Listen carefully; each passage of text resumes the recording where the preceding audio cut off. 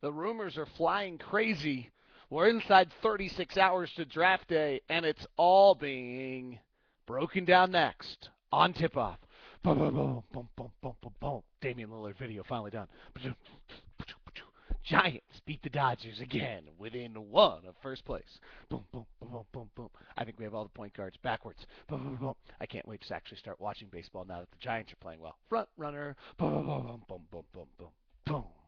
How's everybody? Fun time. I've enjoyed my time on the shows with Jake and Steve Tate the other day, with Spence. Actually, I might tape a podcast today with Spence. He knows these players really, really well, and in some ways better than I do. I haven't watched a huge amount of video of these guys this year, in contrast to what I usually do. I dug in a little bit on the point guards, probably more than anywhere else, but otherwise I'm a little empty on knowledge. And some of these other guys, I will watch more of them in the next 24 hours. There are crazy rumors flying everywhere. The Damian Lillard video is done. The Kendall Marshall video is done. I'll be honest, I'm not in love with Lillard. I like some of the things he does, but watch the video and hey, I watched 3 games, broke down 2 of them. Maybe I got the wrong games, but uh, I don't love him, and I'm stunned he's a top 10 pick. And the thought I have right now that's going on in this draft with the point guards is that because there aren't any, and the league is becoming so point guard dominant, that these guys are getting highly overvalued. Um, and there needs to be an entire paradigm shift in the way players are being talked about. Everybody's being talked about right now as though they're going to be the next best thing. And as I have tried to document quite well through all these statistics and things that I've shared with you, is that's anything but the truth. The fact is that after the first 5 to 10 picks, you know, most half of them are going to fail. And so there needs to be some look at them of why they are going to fail. And even when you get into uh, the the picks of 6 through 10, you're still dealing with 32%. So one of get pretty much certain one of those picks, 6 through 10, is never going to materialize. I mean, Andre Drummond seems like the most likely scenario there, but it could be somebody else. I mean, even in under that circumstance, only half of them become starters, so 2 or 5 of those picks. It's good, but it's not guaranteed.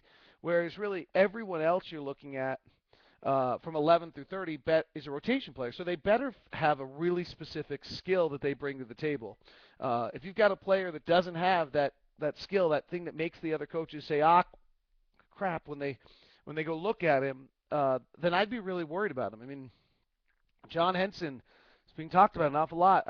I'd worry a little bit. Myers Leonard, I'd worry about. Tyler Zeller, I think, can play in this league. I think he's a rotational player, but he's not special, and he'll drop on the draft because he's not special. And the fact is that actually is probably what gets him in, is that he's just solid. He understands how to play. He's got the game figured out.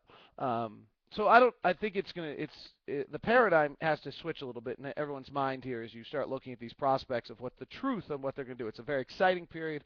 Same thing in the NFL where 50% of the top 10 picks never materialize, and yet we act like they're all going to.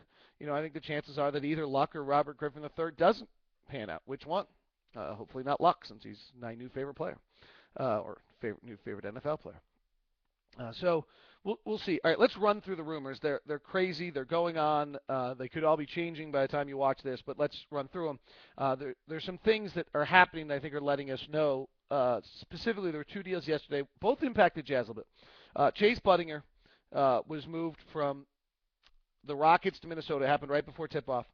This is likely meaning that the Rockets will release Martell Webster. They'll pay $500,000 on his contract, get rid of about $7 million, and Martell Webster will be a free agent. I would put him high on the list for the Jazz. I think he's one who we should look at. He's a very good outside shooter. He's been about a 40%, 37% three-point shooter in his career. He was the number 5 pick. He's a pretty good athlete. He's not. He's primarily a jump shooter, but he's not completely allergic to the free throw line. He's not a great defensive player. He's been injured the last year, so he's off. But he's also had 2 seasons where he shot 40% from 3. He would be an enormous offensive upgrade from Josh Howard and C.J. Miles and make the team better. He's young, so if he suddenly clicked in and developed, that would be to our benefit.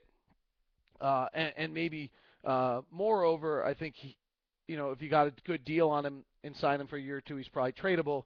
If not, and the third thing is, it just increases. It's kind of to me that's the right kind of player to where Burks is different than him and Gordon's a little different than him. He kind of matches in. So keep an eye on Martell Webster there. The second one was the Bobcats acquired Ben Gordon and his contract to Detroit.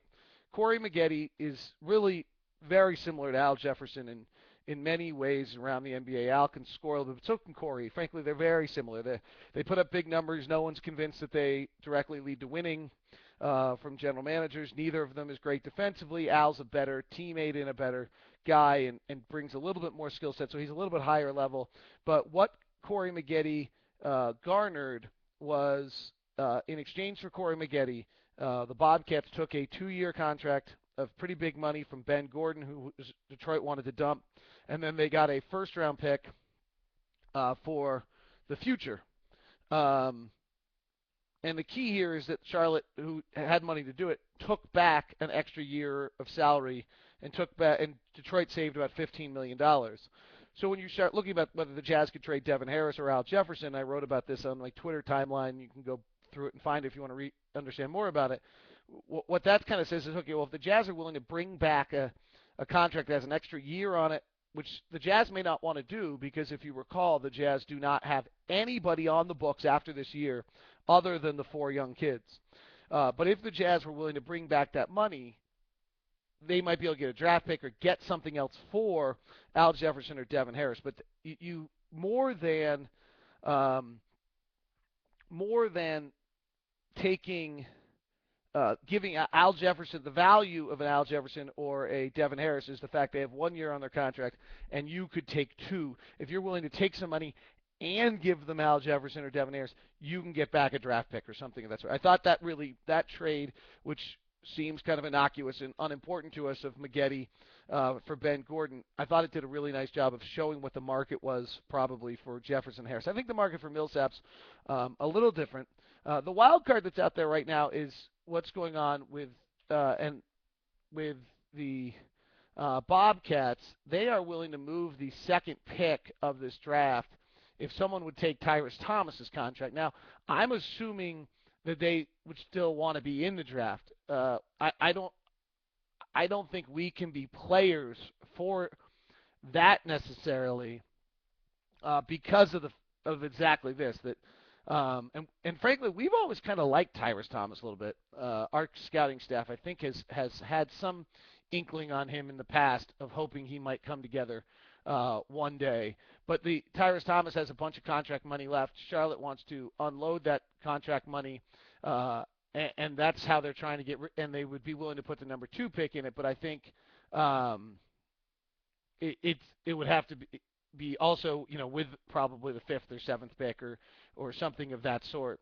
There's a lot of, though Thomas's contract is huge. I mean, it's $8 million next year, 8.5, and then $9 million. I mean, it's just a disastrous contract. So it would really, maybe there's a chance that you trade Paul Millsap to Charlotte for Tyrus Thomas in the 2, but I would just can't imagine Charlotte can sell that back at home, that they did that to just get rid of that contract. But Thomas's contract may be the worst contract that exists out there right now, with 3 years left on it and $27 million. Richard's about done, so I'm not sure that there are many that are worse than that. So that's one of the hot rumors. The Lakers are involved in a lot of things. The Mavericks have to decide on Friday what they're doing with Lamar Odom. In other words, they're releasing him, and they'd have to pay him about $2.5 million. If they can trade him, they can then they don't have to do it, and they get it all off their cap. So what they want to do is move it so it's all off their cap, so they can go try to sign Darren. The talk is them moving Odom to the Clippers. The Clippers then move Mo Williams to the Lakers in exchange for the trade exception the Lakers got on the original Lamar Odom deal.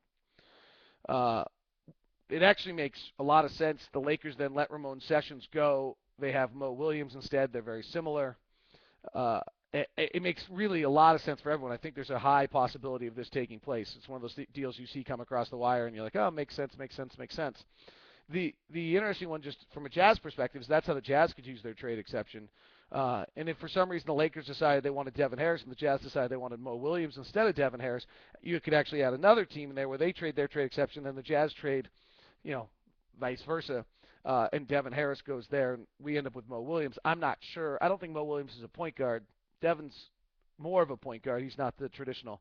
I do think it's interesting, by the way, how many times I'm getting right now. We need a pass first point guard, or we'll never win. Boy, that's out of the Stockton era. That's out of the but there aren't a lot of them, and they're not winning, frankly. Go ahead and try to find me um, a lot of the pass point guards that have been winning in this league. Uh, it's hard to find them. So I've always been that guy, but I'm trying to evolve a little bit. And it's also how as I evaluate, I'm way behind. I'm backwards on everybody on the point guards in the draft. I'm not willing to quite say this definitively, but part of me, not all of me, so don't say I said this. Just only part of me said this. I almost think that the point guard evaluation right now in the draft is backwards. Like I think that they got them all wrong. I kind of like the guys on the bottom half of the draft instead of the guys on the top half of the draft.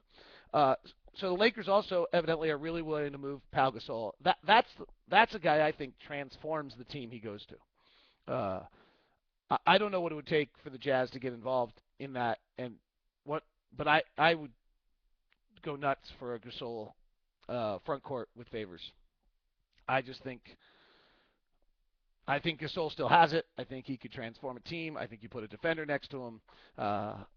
He's a passer. He moves the ball. He fits everything I think the game needs. I think he's fabulous still. I know he somehow has been maligned. He's had to play with Kobe, who's a jerk. Michael's a jerk too. I mean, the great ones are often jerks, but I think Gasol still has it and could be terrific for 2 or 3 years for a team. His contract's big, but I have no problem with it. I don't think it's outrageous.